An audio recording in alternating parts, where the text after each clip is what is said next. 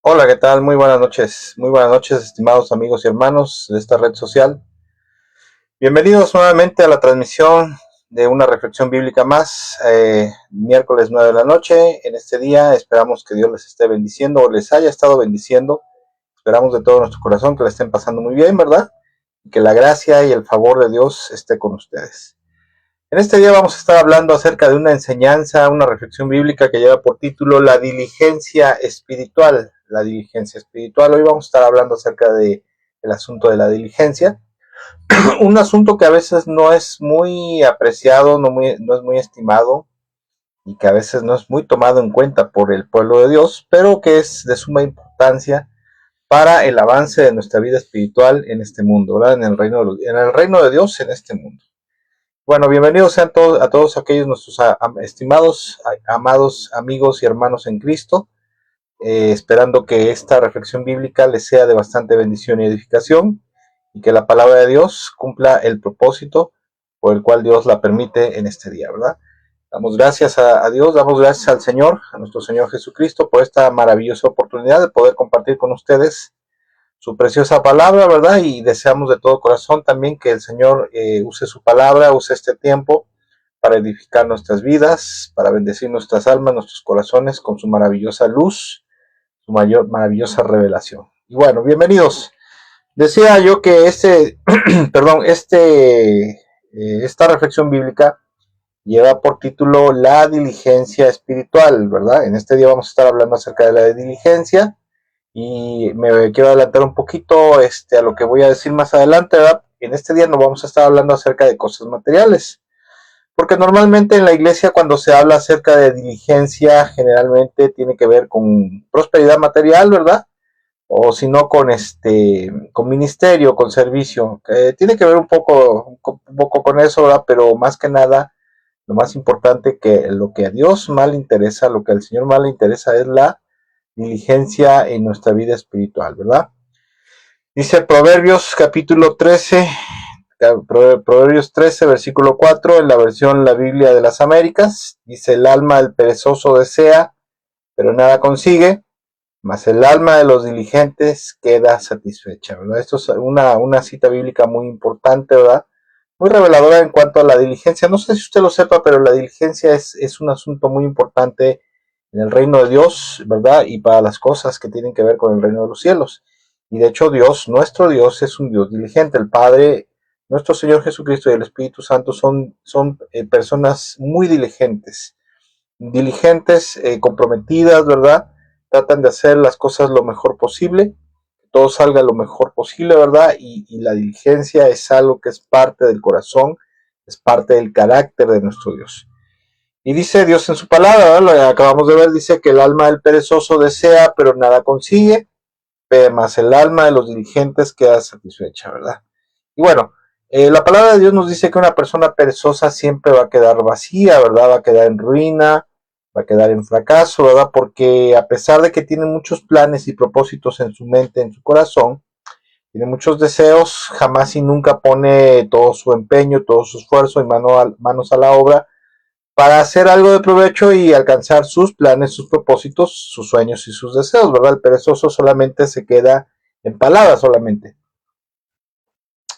Por ejemplo, hay gente que se la pasa siempre alardeando que el día de mañana será muy próspero, será reconocido, será exitoso, pero solamente, ¿verdad? Solamente se queda en palabras, se queda en conversaciones, ¿verdad?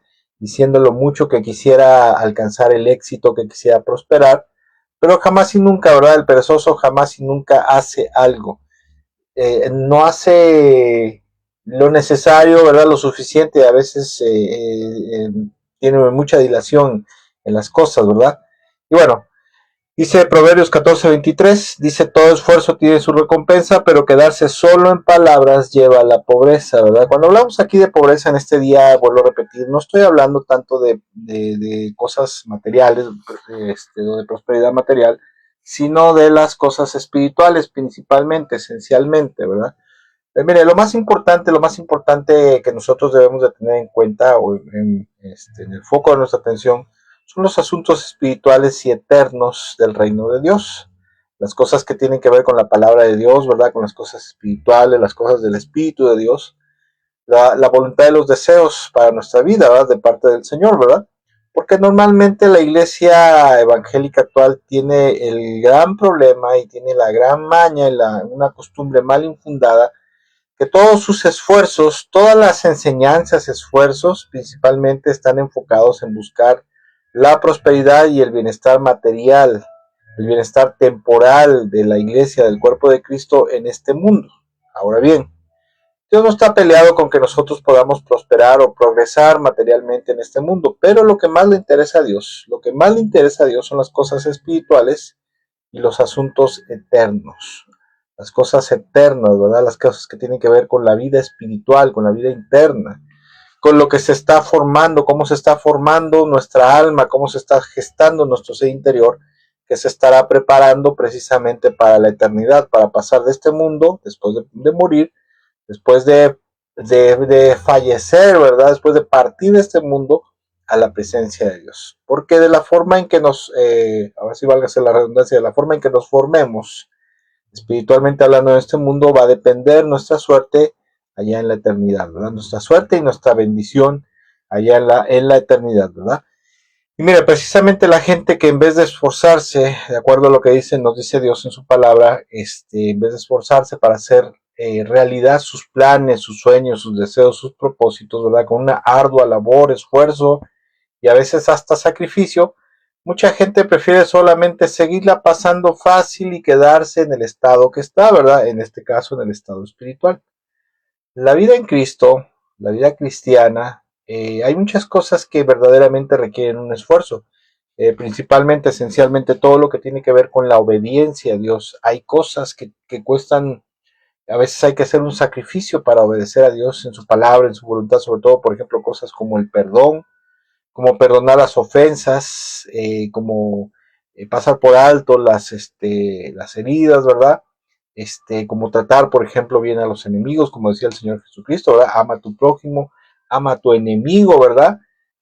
Tenle compasión, tenle misericordia, ora por los que te ultrajan, hazle bien a los que te odian, a los que te maltratan, ¿verdad? Son cosas que verdaderamente requieren un gran esfuerzo y a veces hasta sacrificio llevarlo a cabo, ¿verdad?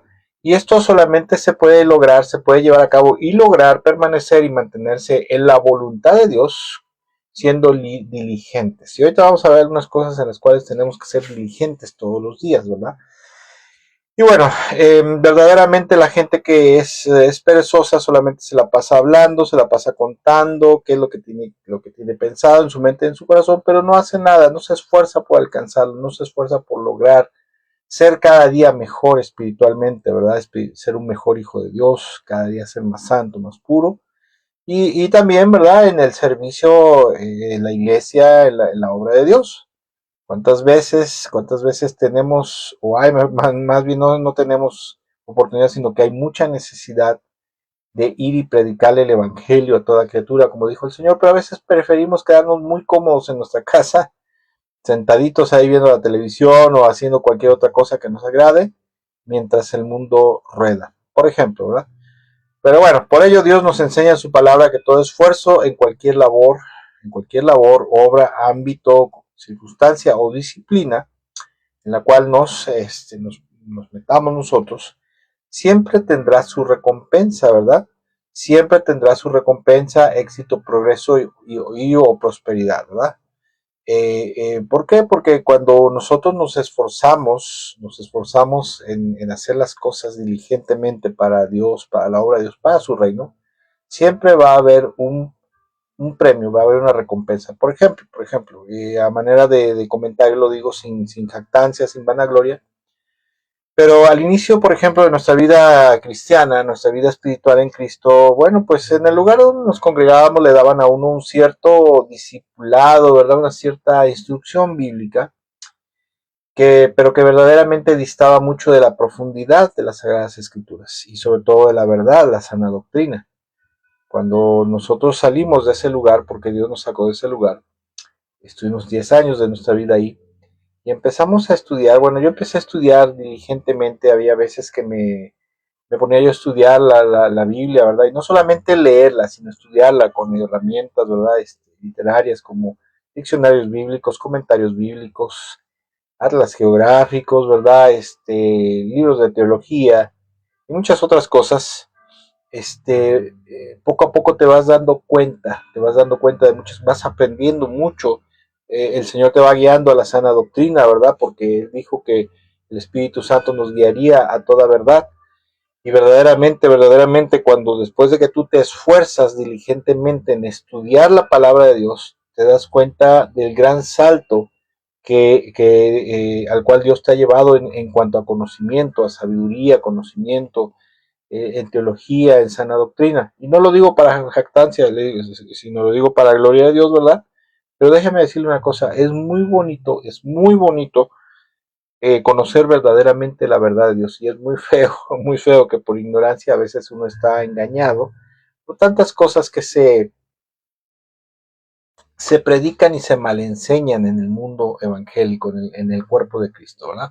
Pero cuando tú estudias, porque le echas ganas, ¿verdad? Porque te aplicas a estudiar la palabra de tu Dios o de nuestro Dios, ¿verdad? Que es una de las órdenes que Dios le da a su pueblo es estudiar diligentemente, ¿verdad? De día y de noche, como le dice el Señor, le dice a Josué, ¿verdad? Estudia diligentemente, medita en mi palabra constantemente, ¿verdad? Para que pongas por obra mi palabra y tengas éxito. Es un mandamiento de parte de Dios, verdaderamente, el estudio diligente de su palabra, y para eso hace falta sacrificarse, hacer esfuerzo. Le decía yo que después de haber cursado el Instituto Bíblico, el seminario teológico, después de eso, pues no te puedes quedar ahí. Bueno, te puedes quedar ahí, ¿verdad? Pero después de eso te das cuenta que lo que has aprendido es mínimo. Es como entrar al kinder, ¿verdad? No sé cómo se diga en otros países, ¿verdad? Pero el kinder y después de ahí lo que seguiría sería la primaria, luego la secundaria, luego el preparatorio, luego la universidad. Y eso verdaderamente, verdaderamente el seminario teológico o el instituto bíblico, eso te da solamente las bases para poder crecer en el conocimiento bíblico, en la sabiduría de Dios, en la sana doctrina, en la teología. Y para ello verdaderamente hace esfuerzo, hace falta sacrificarse, hacer esfuerzo, ¿verdad? Esforzarse, ser diligente, ¿verdad? Y constante. Y le decía yo que hubo un tiempo de mi vida, como unos 2 o 3 años, que estuve estudiando de noche, de 11 de la noche, a veces 10, 11 de la noche, hasta las 2, 3, 4 de la mañana. A veces me picaba yo ahí, ¿verdad? Me quedaba yo ahí porque me gustaba mucho y seguí así durante mucho tiempo. Y al paso de ese tiempo, Dios te va enseñando muchas cosas. Vas aprendiendo cosas que dices, es que yo no sabía que esto decía la Biblia. Yo no sabía que esto es lo correcto y no lo que se malenseña, ¿verdad? A veces en muchas iglesias.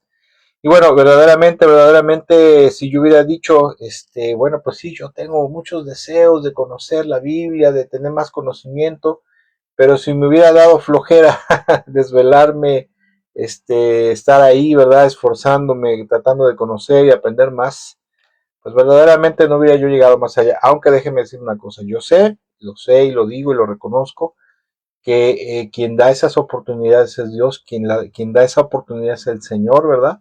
Que te permite ir más adentro en el conocimiento de su palabra, que Él te guía a toda luz, a toda verdad, a toda realidad verdadera, espiritualmente y teológicamente hablando, a través de su palabra, ¿verdad? Pero requiere esfuerzo del cristiano, esfuerzo del discípulo de Jesús. Y bueno, una vez dicho esto que acabo de mencionar, quisiera entrar ahora sí más en profundidad en el asunto de la diligencia. ¿Qué es la diligencia o qué es ser diligente? Bueno, la palabra diligencia o diligente en la Biblia, en el Antiguo Testamento principalmente, proviene del hebreo harus, harus, harutz, cuyos significados, tiene algunos significados principales, que uno de ellos es incisivo, ¿sí? Incisión o incisivo, o sea que tiene que ver con que se profundiza o penetra hasta el fondo de las cosas más allá de lo que se considera normal, o sea, la diligencia tiene que ver precisamente con no quedarse ahí solamente, porque muchas veces el cristiano, por ejemplo, con respecto al estudio bíblico, a la lectura bíblica, tiene la costumbre de leer solamente, ¿verdad? Leer y aprenderse los textos bíblicos, si acaso, y si no, no solamente leer, pero no va más allá, ¿verdad? Que es el estudio profundo y diligente de las Sagradas Escrituras, lo cual vuelvo a repetir, es un mandamiento, es un mandato de Dios. Si usted no se ha evocado a estudiar profunda y diligentemente la palabra de Dios, entonces usted está violando un mandamiento de Dios. Porque dice Dios, dice, si hay algo ha de jactarse a alguien, ¿verdad? Ha de ser en conocerme más. ¿Y cómo vamos a conocer más a Dios? Y cómo nos profundizaremos más en los misterios que hay en la palabra de Dios, o sea, las enseñanzas profundas, pues solamente en un estudio diligente, ¿verdad? Que Dios nos manda que lo hagamos. Otra de los significados de la palabra harus es que significa diligencia, ¿verdad? Es mazo de trillar, ¿verdad? O sea, algo que estás desmenuzando, algo que te sirve para desmenuzar, o sea, para ir más adentro. Determinación, también la palabra diligente del hebreo tiene otro significado que es anhelante, agudeza, decisión, diligencia también, ¿verdad? Diligente y oro puro. ¿Por qué oro puro? ¿Por qué se refiere la palabra harus al oro puro? Bueno, porque el oro puro tiene que ser tratado, tiene que ser purificado, o sea, cuando lo sacan, ¿verdad? Lo encuentran, pues viene revuelto a veces con minerales y muchas otras cosas y se tiene que purificar, se tiene que llevar adelante, se tiene que llevar un trabajo, ¿verdad? Se tiene que hacer un trabajo de purificación, o sea, hay que hacer un esfuerzo ahí, hay que esforzarse en la labor para purificar el oro. Y bueno, en la diligencia, en su sentido más general, se refiere a la prontitud, escuche, cuidado y agilidad en la ejecución de algo.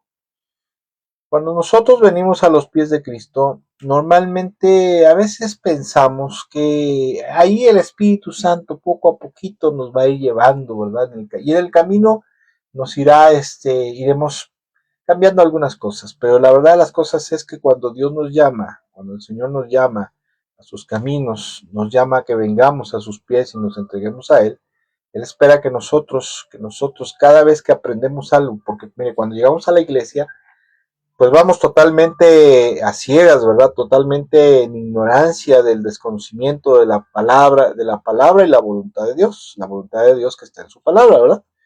Entonces yo he visto que a veces mucha gente va a la iglesia los domingos, o si acaso si puede ir también entre semana, van, se sientan, escuchan la palabra y salen, y como si nada hubiera pasado, ¿verdad? Y no es así. Cuando usted y yo vamos a la iglesia y escuchamos la palabra de Dios, no estamos ahí por casualidad, no estamos ahí porque se nos ocurrió ir a la iglesia ese día, sino que estamos ahí porque Dios nos ha permitido estar ese día en el culto, en el servicio, en la enseñanza, para que al escuchar su palabra la pongamos por obra.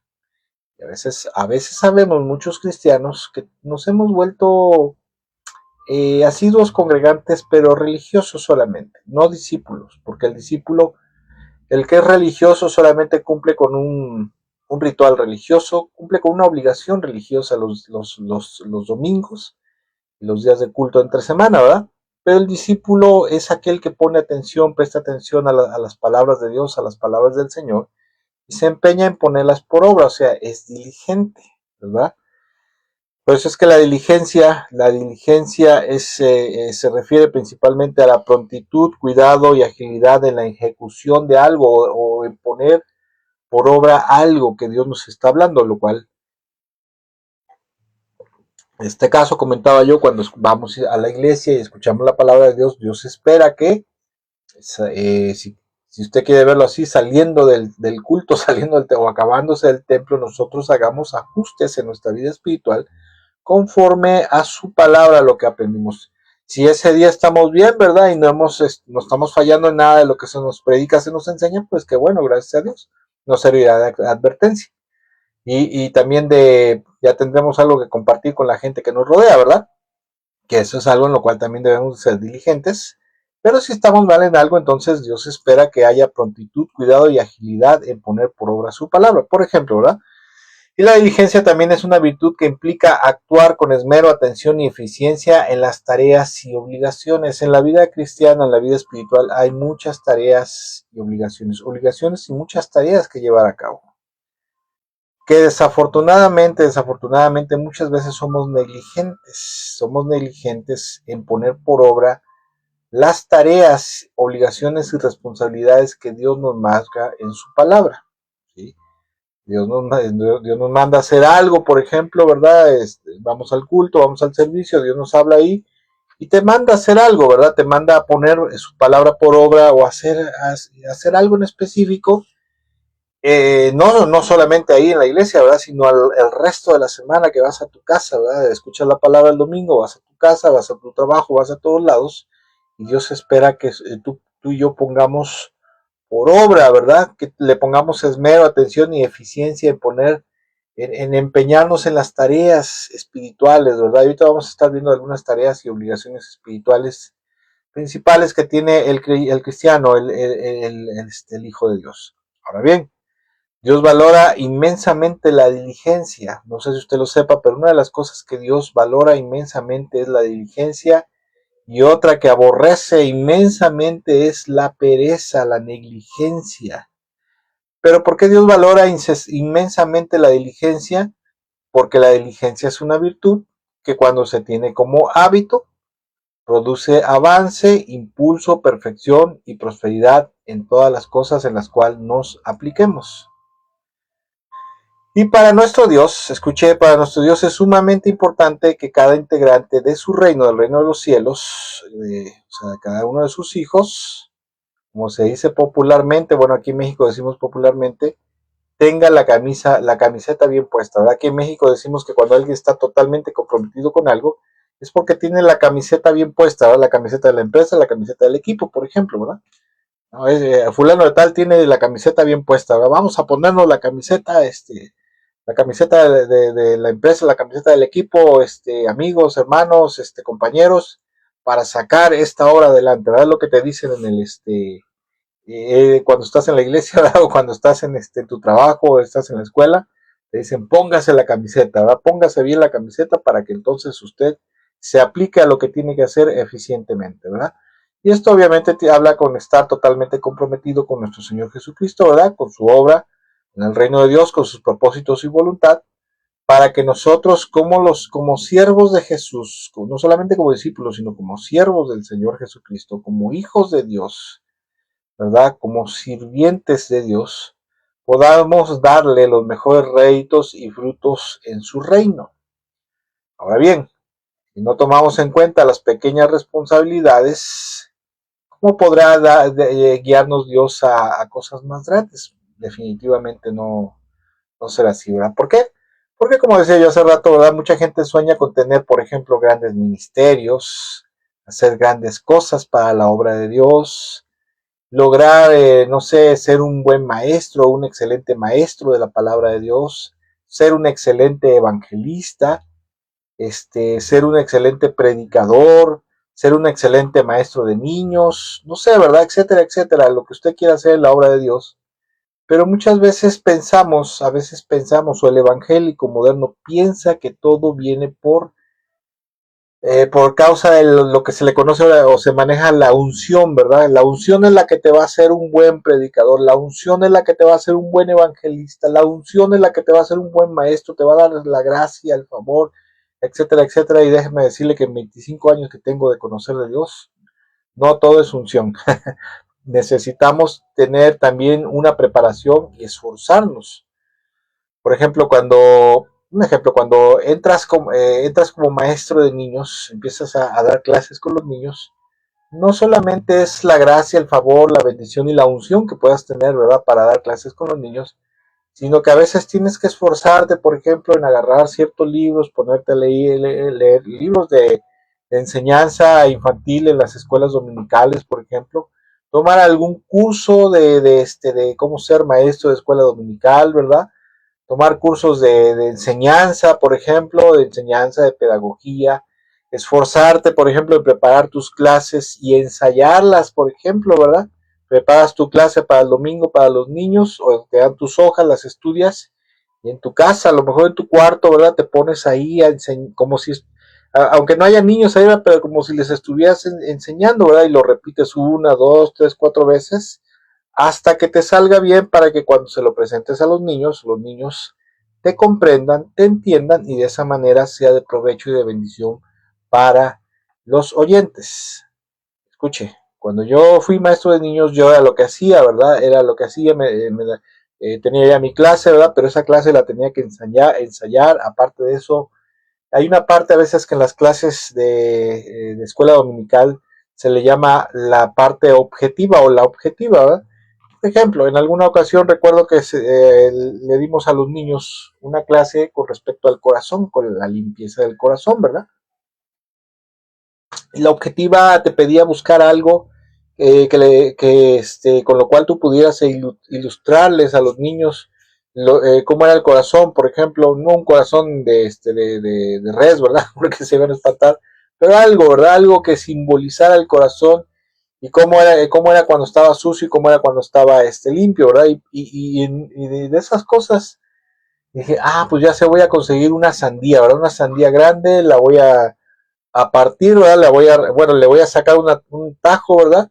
Le voy a sacar por dentro, le voy a escarbar y le voy a meter primero basura y después, para enseñarles a los niños cómo puede estar un corazón sucio, lleno de basura y después cómo Dios desea que nosotros purifiquemos nuestro corazón, ¿verdad? Sacarle la basura y ya después ponerle la tapa, volvérselas a presentar a los niños y mostrarles cómo debe de estar un corazón limpio, ¿verdad? Y así cosas, ¿verdad? Cosas que te tienes que esforzar para ser un buen maestro. Por ejemplo, también para ser un buen predicador de la palabra de Dios, pues hay cositas que tienes que hacer, ¿verdad? Como decía yo, no todo es unción, porque la gente piensa que todo es unción, ¿verdad? Y que no necesitas otra cosa más que la unción, la guianza del Espíritu Santo, y es cierto. Eso es fundamental, eso es indispensable, pero de ahí es necesario aprender un poquito de oratoria, de homilética. La homilética es el arte, la ciencia que te ayuda a aprender cómo predicar un mensaje expositivo, un mensaje basado en la biografía de un personaje, ¿verdad? Ilustrativo, etcétera, etcétera, ¿verdad? Hay diferentes clases de sermones, homilética, estudiar un poco de teología, de usos y costumbres, ¿verdad? Estudiar diccionarios bíblicos y muchos comentarios bíblicos y muchas otras cosas, ¿verdad? Para poder presentar perfectamente, lo más excelentemente posible, la palabra de Dios a los oyentes, ¿verdad? Y sobre todo, escuchen, nosotros no somos, por ejemplo, no somos ni judíos, ni somos griegos, y por lo tanto tenemos que conocer un poquito a veces de los contextos, del contexto judío, del contexto cultural histórico griego también, para entender la palabra de Dios en su contexto y nosotros transmitírselo a esta generación, lo que querían decir en aquel entonces, transmitírselo a esta generación. Y bueno, no todo es unción, como le decía yo, no todo es gracia de Dios, sino que también el cristiano debe ser diligente, esforzado, esforzarse, ¿verdad? Echarle ganas, como decimos acá en México, para, por ejemplo, para poder servir a Dios. Ahora bien, sin el hábito de la diligencia, sin ese hábito, por ejemplo, en las pequeñas cosas, ¿cómo será posible, como decía yo, que Dios nos pueda encomendar cosas más grandes? Si no somos diligentes en cosas pequeñas, ¿cómo Dios podrá llevarnos a cosas más grandes, verdad? Por ejemplo, cuando llegas a la iglesia, a veces uno de los ministerios base en los cuales empieza mucha gente es, por ejemplo, el ministerio de ujieres, ¿verdad? De ujieres o de decanes, que es lo mismo, ¿verdad? En el ministerio de la limpieza. Y verdaderamente, si tú no te esfuerzas, a veces no te esfuerzas por ser un buen ujier, un buen servidor en la iglesia, pues Dios no te va a llevar a cosas más grandes, ni los líderes, ni los pastores te van a dar la oportunidad, porque dicen, es flojo, es perezoso, es negligente, no se esfuerza, no se sacrifica, pues no podemos darle la oportunidad, mejor se lo damos a fulano perengano, que se ve que sí le echa ganas, que sí le interesa, ¿verdad? Servir al Señor y pues destacar para la gloria y la honra de Dios, ¿verdad? Mire, no sé si usted lo sepa, pero los grandes personajes del cristianismo contemporáneo han sido gente diligente y esforzada, ¿verdad? Porque no llegaron a ser grandes siervos de Dios usados por Dios por casualidad o suerte simplemente, sino que fueron diligentes, por ejemplo, en el estudio de la palabra, diligentes en su devoción, en la obediencia, en el trabajo esforzado en la obra de Dios, y por eso llegaron bastante lejos. Claro que desde luego con la ayuda de Dios, ¿verdad? Con la ayuda del Señor. Por ejemplo, uno de ellos fue, y que siempre me ha gustado mucho su historia, fue este hombre que fue el precursor del movimiento metodista. Híjole, tenía yo ahorita el nombre aquí en la punta de la lengua, ya se me fue, bueno, no recuerdo ahorita bien, no recuerdo, pero el precursor del avivamiento metodista fue un hombre que cuando él fue llamado por Dios, o sea, ya fue verdaderamente llamado por Dios y vino su llamamiento para entregarse ya más completamente a Cristo, ¿verdad? Ese hombre, ¿cómo se llamaba este hombre? Que es uno de mis personajes favoritos del cristianismo contemporáneo, bueno, moderno. William Seymour, no, bueno, no recuerdo ahorita, no recuerdo verdaderamente, pero recuerdo que este hombre, ¿verdad? Usted búsquelo ahí, avivamiento metodista, ¿verdad? ¿Quién fue el precursor del avivamiento metodista? Este hombre, cuenta la historia que el metodismo les empezaron a llamar metodistas porque ellos empezaron a llevar un método sistemático, metódico de aprendizaje, de estudio bíblico, ¿verdad? Y de devoción, ¿verdad? Devoción a Dios, de oración. Oraban en la mañana, ¿verdad? Oraban de madrugada, oraban al mediodía y oraban en las noches, todos los días, ¿verdad? Era metódico. Aparte de eso, estudiaban diligentemente las Sagradas Escrituras. Ellos estudiaban en la mañana, también estudiaban en la tarde-noche, porque después de eso, ¿verdad? Invitaban a mucha gente a esos estudios diligentes, metódicos, y ahí les era predicada la palabra, les era predicado el evangelio, gente que no era cristiana, y ahí empezaban a conocer a Dios verdaderamente, empezaban a conocer a Cristo verdaderamente. Y así de esa manera nació el avivamiento metodista, el movimiento metodista, y eso hizo, ¿verdad?, que se pudieran preparar a muchos siervos, muchos laicos, como se le conoce, no clérigos, sino laicos, que fueron usados grandemente, poderosamente por Dios en Inglaterra, y posteriormente muchos viajaron a Estados Unidos, y de esa manera hubo un crecimiento, una expansión del evangelio en Inglaterra, en Estados Unidos y otras partes del mundo debido a ese avivamiento metodista.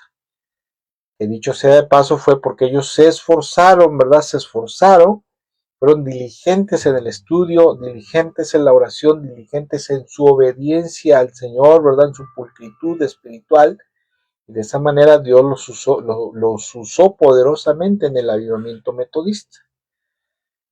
Y por eso, ¿verdad? Por eso decimos que es muy importante ser diligentes y disciplinados, especialmente en nuestra vida espiritual.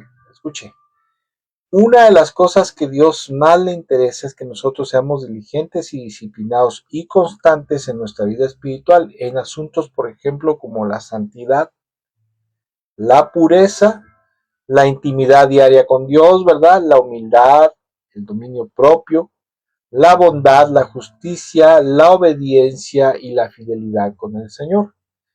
Mire, el punto esencial y principal de esta enseñanza es precisamente esto, ¿verdad? La diligencia espiritual, la diligencia en nuestra vida espiritual.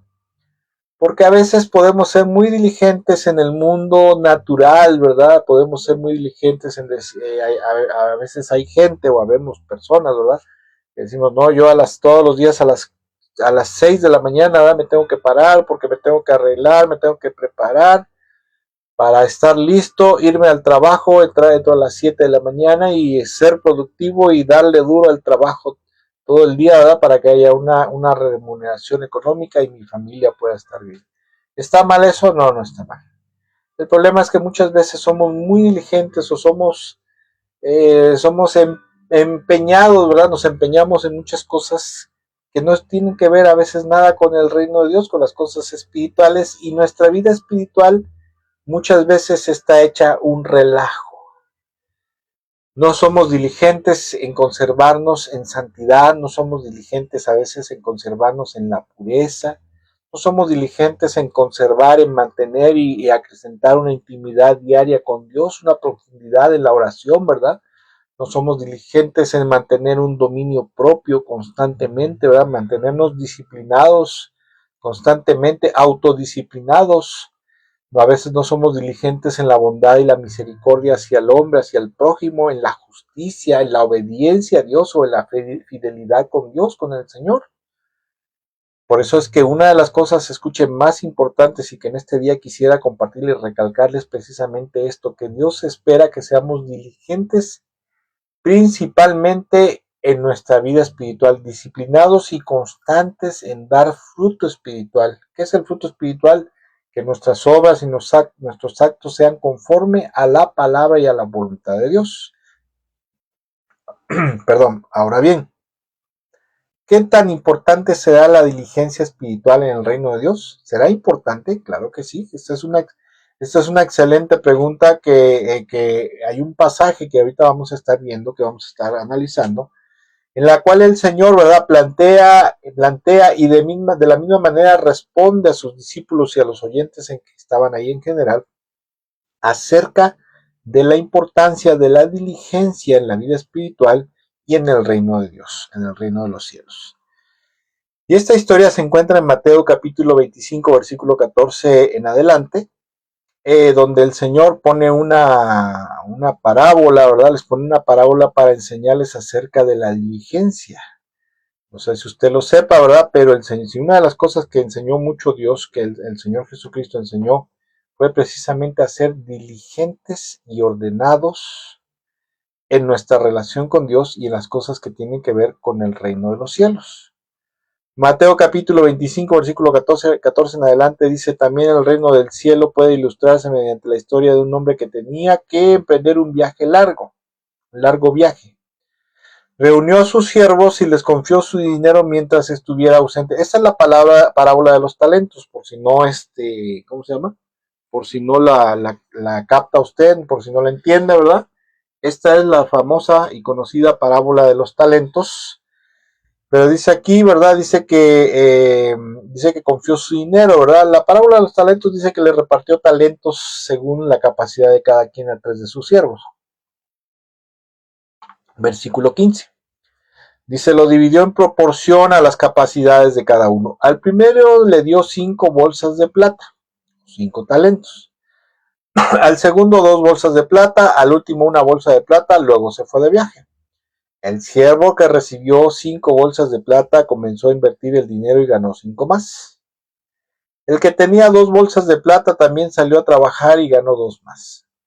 Pero el siervo que recibió una sola bolsa de plata, un solo talento, cavó un hoyo en la tierra y allí escondió el dinero de su amo.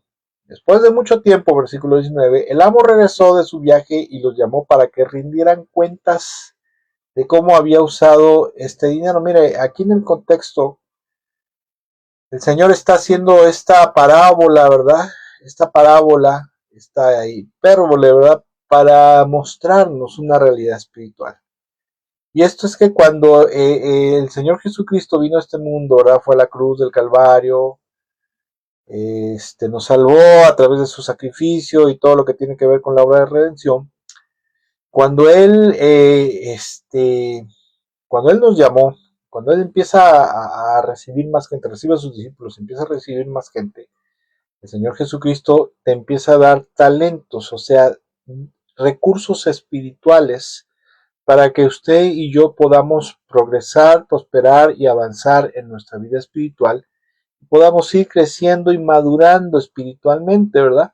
Porque dice que se fue de viaje y después de mucho tiempo regresó. Acuérdese que un día el Señor Jesucristo va a regresar por segunda vez y una de las cosas a las que va a regresar entre ellas es hacer cuentas con su iglesia, hacer cuentas con sus discípulos. Y nos va a pedir cuentas, por ejemplo, ¿qué hiciste con la vida eterna que te di? ¿Qué hiciste con la salvación que te di? ¿Qué hiciste con el don del Espíritu, la presencia del Espíritu Santo que te di, ¿verdad? Para que habitara en ti. ¿Qué hiciste con mi palabra?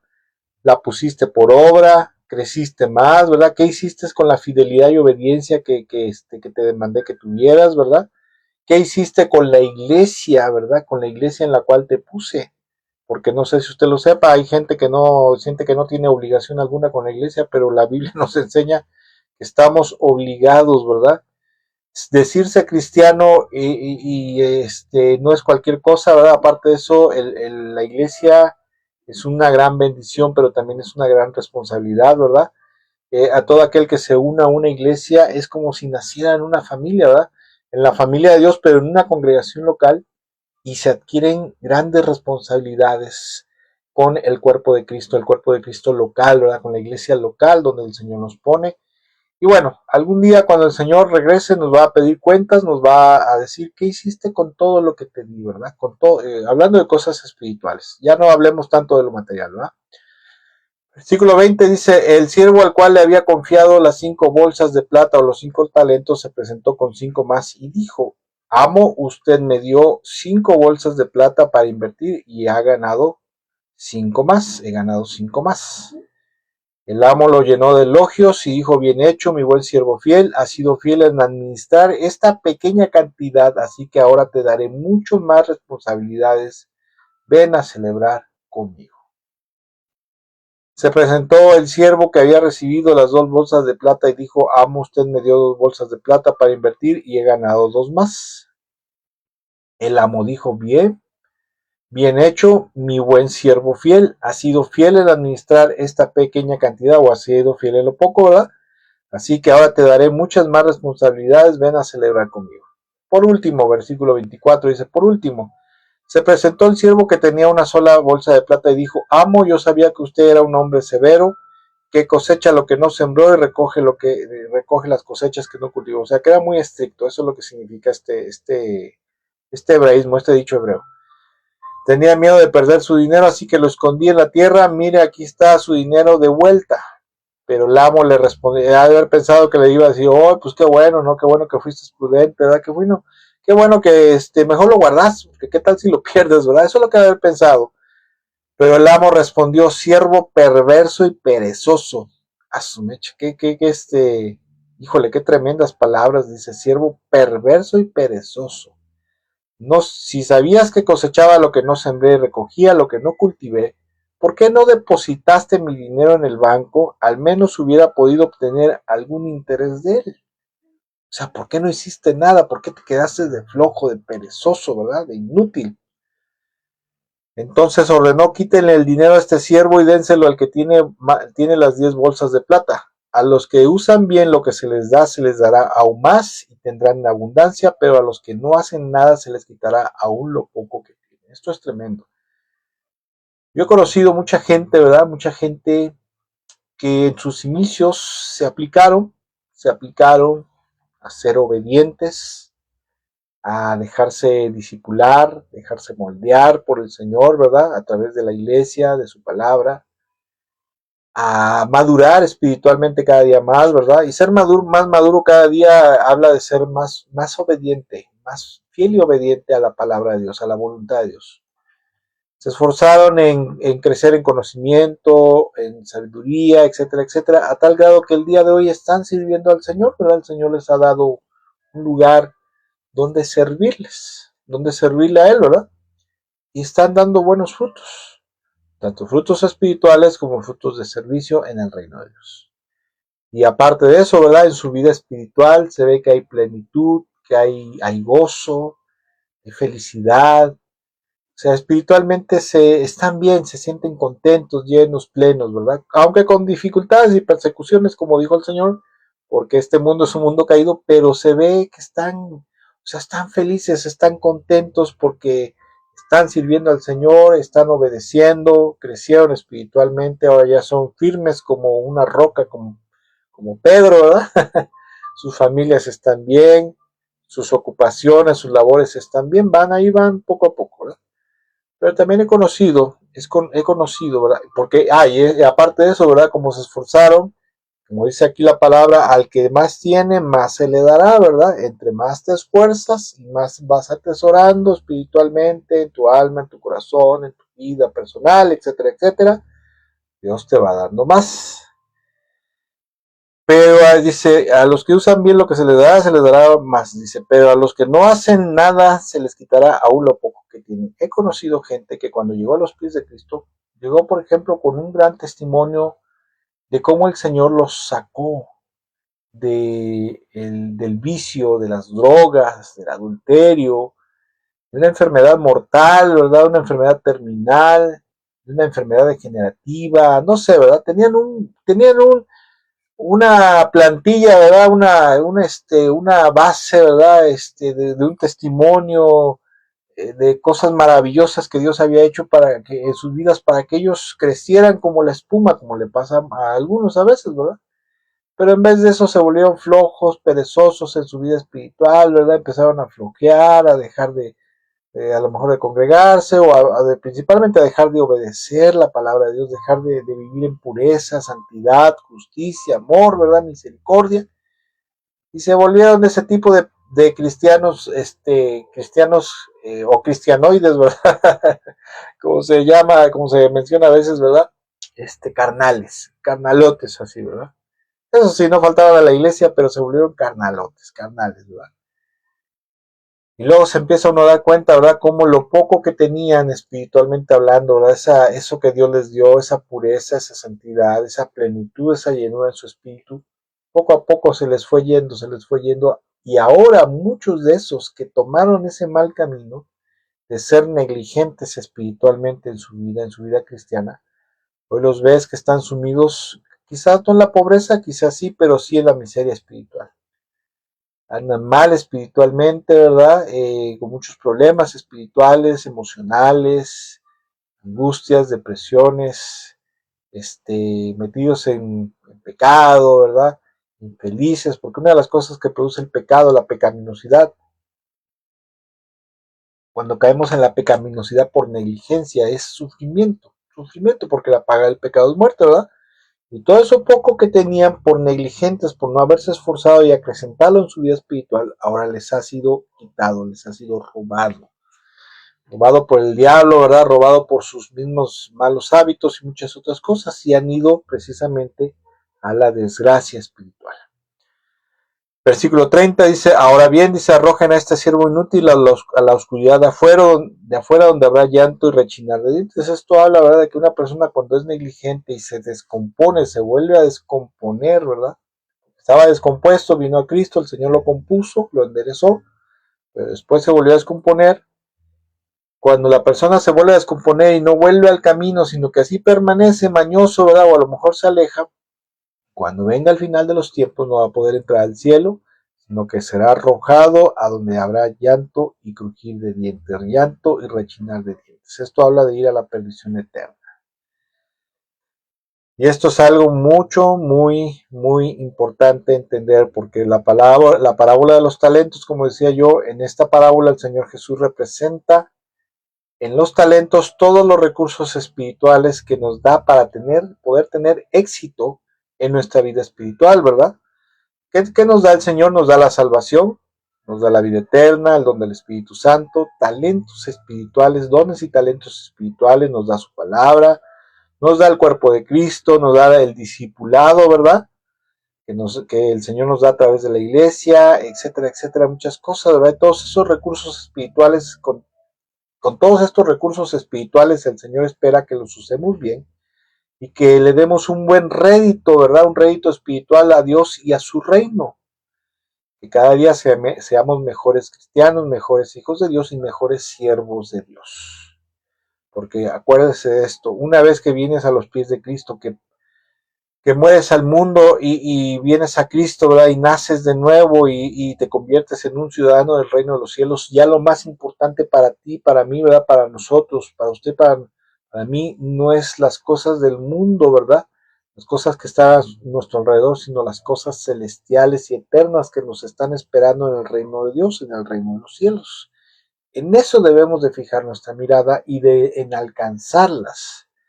Pero a veces hay gente que piensa bueno, que no es tan importante ser tan fanático, ¿verdad? ¿Para qué te fanatizas? Llévatela tranquila, ¿verdad? Porque la palabra de Dios dice ni tanto que queme al santo, ni tanto que no lo alumbre. No, ¿verdad? Eso no dice. Pero dice, hay una parte donde dice en Eclesiastés, ¿verdad? No seas dice, ¿para qué te vas a destruirte? No seas tan justo, ¿verdad? Que te destruyas a ti mismo, ni tampoco seas tan malo, ¿verdad? Para que mueras antes de tiempo. Entonces, Dios dice, ¿verdad? Que no debemos de ser ni tan, ni tontón, ¿verdad? O sea, ni tanto que queme el santo, ni tanto que no es así. En la vida espiritual, verdaderamente, ¿verdad? Nosotros debemos de vivir con el pie en el acelerador espiritual hasta el fondo, madurando, tratando de madurar, de crecer espiritualmente, de volvernos cada día más fieles y obedientes con Dios, con su palabra, mejores siervos en su reino, servirle cada vez mejor en su reino, en el área de oportunidad que el Señor nos permita estar para servirle en algo, ¿verdad? A lo mejor alguien dice, pues yo no soy ni pastor, ni evangelista, ni misionero, o sea, ni apóstol, ni... Bueno, pero puedes compartir la palabra, puedes mandar a hacer trípticos o comprar folletos evangelísticos y repartirlos, puedes llevar gente a la iglesia, puedes a lo mejor en tu casa hacer cenas, ¿verdad? Invitar a tus vecinos a cenar, ¿verdad? Con el pretexto y el propósito de evangelizarlos. Evangelizar es muy fácil, lo único que tienes que hacer es compartir lo que está en los evangelios con respecto a Jesús, quién es Jesús, qué hizo Jesús y qué hace el Señor Jesucristo por el hombre, ¿verdad? Y es muy sencillo, pero cuántas veces somos bien dejadotes, ¿verdad? Bien flojos y perezosos. Ahora bien, hay gente que piensa, por ejemplo, que debe de ser diligente en la obra de Dios, pero en su vida diaria son un tremendo desastre. Desordenados, mal hechos, todo en su casa está patas para arriba, todo en su vida, en su trabajo está patas para arriba, está todo al revés, ¿verdad? Son un verdadero desorden. Y también, escuche, eso no da gloria a Dios. Debemos de ser diligentes en la vida espiritual, pero también debemos de ser diligentes en nuestra vida personal. Por ejemplo, ¿verdad? No sé si usted ha visto a veces, yo he visto gente cristiana, y conozco gente cristiana, conozco pastores, de hecho. En alguna ocasión tuve la oportunidad de ir a hacer una inspección. Yo trabajé un tiempo en protección civil, aquí en el municipio de Córdoba, y en alguna ocasión me mandaron a hacer un dictamen un análisis de riesgo, ¿verdad? De riesgo y vulnerabilidad a una iglesia, bueno, un templo cristiano de una iglesia. No voy a decir dónde ni en qué lugar, ¿verdad? Pero me mandaron, ¿verdad? Bueno, pues este pastor estaba buscando el visto bueno de protección civil, ¿verdad? El Departamento de Protección Civil Municipal. Y para eso mandan a un inspector, o me mandaron a mí, para ver cuáles eran las condiciones en las cuales se encontraba el inmueble, ¿verdad? En el templo. Sí estaba en buenas condiciones, ¿verdad? Tenía medidas de seguridad, que la instalación de luz estuviera bien, que las instalaciones no tuviera algo peligroso, que se le fuera a caer a la gente, ¿verdad? Lámina suelta, si era de lámina o cosas así, ¿verdad? Que estuviera señalamientos en los escalones y medidas de seguridad. Y cuando llegué, hermanos, ay, de verdad, era un relajo ese lugar. Era de lámina, pero travesaños mal clavados, algunas tablas a punto de caerse, ¿verdad? La entrada estaba toda, estaba resbalosa, peligrosa. Y luego doy la vuelta y volteo para acá y resulta que estaba el templo junto a la casa pastoral y afuera de la casa pastoral un tiradero de ropa y luego allá unas bolsas de basura ahí tiradas y revoloteadas y yo decía, ¿qué es esto de veras, eh? ¿Qué le pasa a esta familia, a este hombre? Él no piensa que eso no da gloria a Dios, ¿verdad? Y yo decía, ¿qué le pasa a este hombre de verdad? Y dije, bueno, pues de modo, voy pues a hacer mi dictamen, ¿no? Y pues recomendarle las cosas que tiene que hacer con el templo y también con la higiene alrededor del templo, porque pues esas cosas no pueden ser, ¿verdad? Y verdaderamente dije, bueno, yo porque soy cristiano y probablemente no lo dispenso, ¿verdad? Pero pues uno tiene que pues a veces callarse la boca, ¿verdad? Pero si imagínense, alguien que no es cristiano, está acostumbrado a una vida diligente, una vida ordenada, limpia, va a ese lugar y ve las condiciones en las cuales se encuentra el templo, el lugar donde se predica la palabra de Dios. Yo me quedé pensando, yo creo que esa gente no vuelve a regresar definitivamente. No vuelven a regresar a ese lugar precisamente por lo de sucio, desordenado y riesgoso y mal que estaba ese lugar. Y verdaderamente también en eso nosotros en nuestra vida personal debemos de ser diligentes, ordenados, responsables, bien hechos, limpios, ¿verdad? Porque eso no hacerlo no da gloria a Dios y aparte de eso no refleja que Jesucristo haya cambiado nuestra vida. Y que nosotros tenemos que ver algo con Dios, algo con Jesús, ¿verdad? Porque yo no concibo a Dios siendo un Dios desordenado, siendo un Dios flojo, perezoso, sucio, ¿verdad? Sino que yo concibo un Dios que todo lo ha hecho perfecto, a un Dios que que Él es diligente en todas las cosas y nosotros debemos de ser un reflejo de lo que Dios es, o sea, de la gloria de Dios. Además, mire, amados hermanos y amigos, si no tomamos en serio las pequeñas responsabilidades cotidianas, entonces Dios, ¿cómo nos va a dar, cómo podría darnos más responsabilidades más grandes en su reino? Definitivamente no se puede. Acuérdese, por ejemplo, ¿verdad? Por ejemplo, del rey David, ¿verdad?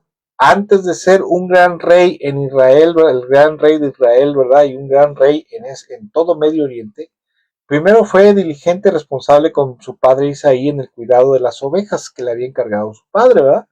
Fue diligente. Si algún oso, un león, ¿verdad? Se quería robar una oveja, él no fue negligente, dijo, pues ya que se la lleve, ¿verdad? Que se la, se la, que se la, que se la lleve, que se la coma, ¿verdad? Total, yo no, ¿para qué me arriesgo, verdad? ¿Qué tal si me pasa algo? No, dice la Biblia que él decía, ¿verdad? Que si algún león o algún oso se quería robar una oveja, él con un palo lo correteaba y lo apaleaba y a veces hasta los mataba, a palos y a pedradas, ¿verdad?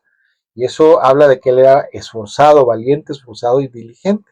Después, como siervo de Saúl, ¿verdad? La Biblia dice que todas las cosas que ponía en su mano, el rey Saúl dice que prosperaban. Por un lado era por la unción de Dios, la unción del Espíritu, pero por otro lado era porque él era esforzado, él era diligente, él no era negligente, no era flojo, no era perezoso, ¿verdad? Después fue rey de Judá en Hebrón durante 7 años, ¿verdad? Durante 7 años. Y todo eso fue un tiempo de preparación en su vida en el cual él fue esforzándose, madurando, haciendo las cosas cada vez mejor para que en ese tiempo de preparación estuviera listo para ser un gran rey sobre el pueblo de Dios, sobre una nación, sobre el pueblo de Israel. No así, ¿verdad? Con Saúl, ¿verdad? Saúl no tuvo esa preparación, por decirlo así, no fue diligente desde los inicios de su reino y siempre fue negligente espiritualmente primero, ¿verdad? Y fue negligente en su reino.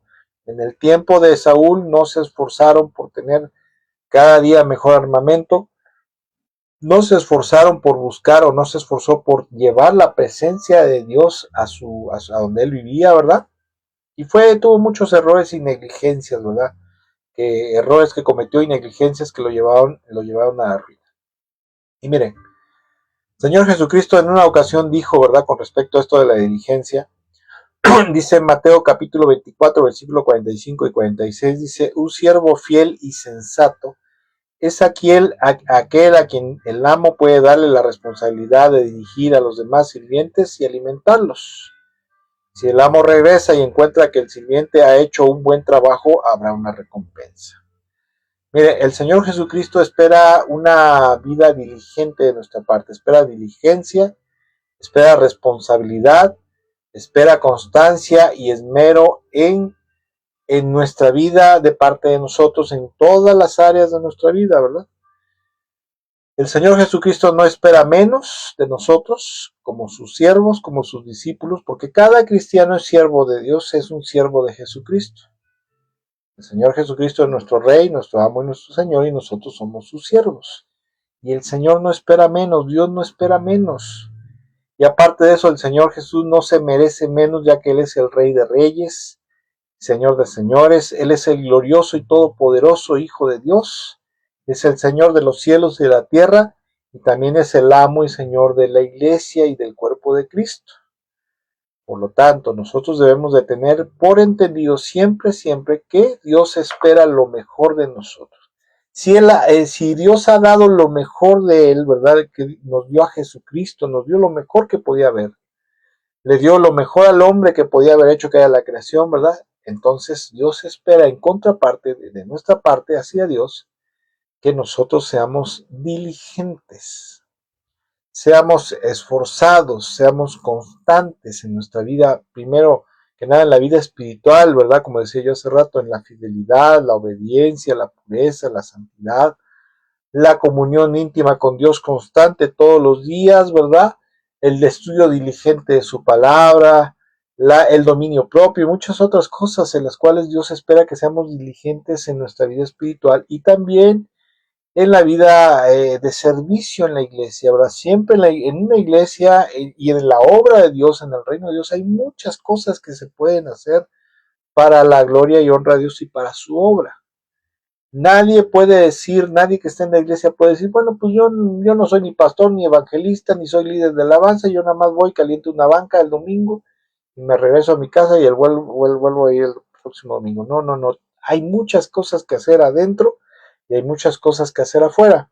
Pero desafortunadamente mucha gente cristiana, mucho evangélico, es muy flojo, es perezoso, es negligente, ¿verdad?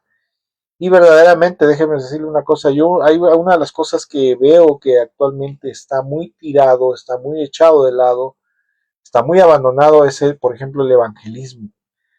La gente evangélica actual solamente quiere estar metido dentro de cuatro paredes ahí, danzando, brincando, cantando, alabando, adorando, escuchando la palabra de Dios, calentando una banca, pero no quiere salir afuera. No quiere ir al mundo, no quiere compartir el evangelio a toda criatura, ¿verdad? No quiere hacer buenas obras, etcétera, etcétera.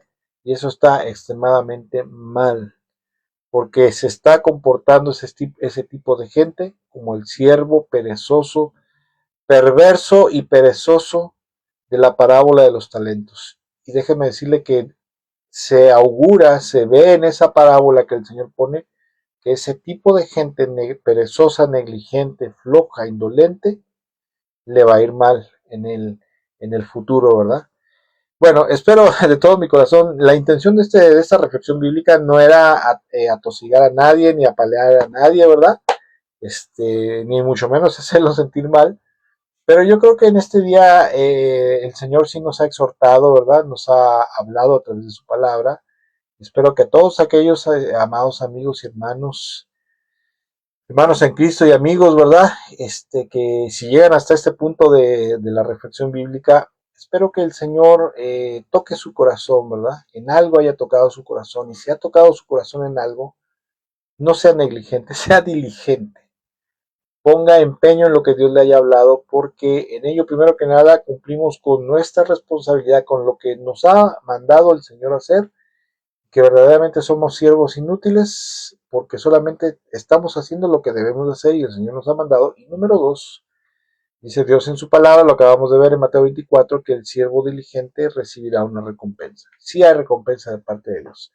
Hay recompensa de parte del Señor. Verdaderamente cuando nos esforzamos por ser diligentes espiritualmente y en la obra, siempre va a haber una recompensa. La vida no se nos va a volver un lecho de rosas, como lo he dicho, pero va a haber recompensas de parte de Dios, de parte del Señor. Que Dios me los bendiga mucho, espero con todo mi corazón que se encuentre muy bien el resto de la semana, ¿verdad? Que el resto de la semana deseo de todo mi corazón que Dios les bendiga, que Dios les ayude en todas las cosas que tengan que hacer, ¿verdad? En sus necesidades, en sus dificultades, que Dios les provea todo lo que necesiten, ¿verdad? Lo que necesitemos, lo que necesiten, y que la gracia, el favor, la bendición de Dios, del Señor, esté con cada uno de ustedes. Nos vemos y si el Señor lo permite, estaremos transmitiendo la enseñanza bíblica de este próximo domingo. Si el Señor lo permite, nos presta vida. Y nos vemos para la próxima reflexión, la próxima semana, si Dios lo permite, si el Señor lo permite. Bendiciones y excelente noche para todos.